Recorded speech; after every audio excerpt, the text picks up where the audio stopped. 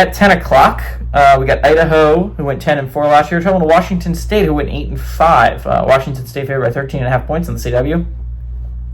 John Mateer went 224, 347 last year, threw for 3,139 yards, 29 touchdowns, 7 interceptions.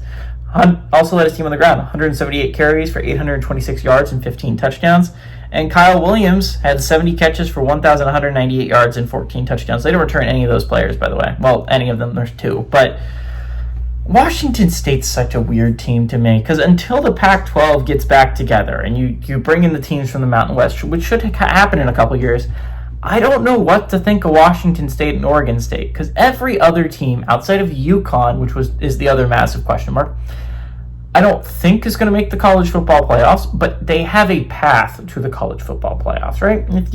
Every other team's a part of a conference, is basically what I'm saying, outside of Notre Dame, and Notre Dame just has that notoriety, and they play enough Power 4 opponents that their resume can look good enough at the end of the year. The problem with teams like Washington State and Oregon State, and even to an extent UConn, is if by some miracle they go 12-0, I don't know if that's going to be enough to make the college football playoff, because they don't qualify as a group of 5 team, really.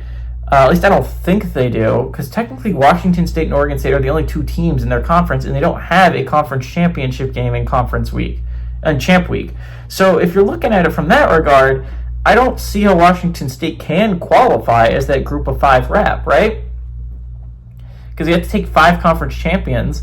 So if you're looking at it from that regard, I don't know how they qualify, and if they don't qualify, that means you have to take not only Washington State or Oregon State if they go 12-0, but also you have to take a group of 5 teams. So you would have to take like a Boise State, although obviously this is just an example. Boise State's not making it this year.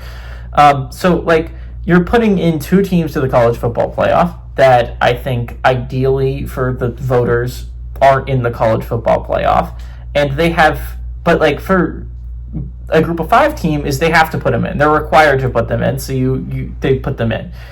Washington State, they're not required to do that. So you're sitting at 12-0. I don't know if there is a path to the college football playoff. All that being said, I don't think Washington State is going 12-0 this year. They lost their head coach, Jake Dickert, to the Wake Forest job. They lost their quarterback, Mateer, to the Oklahoma job.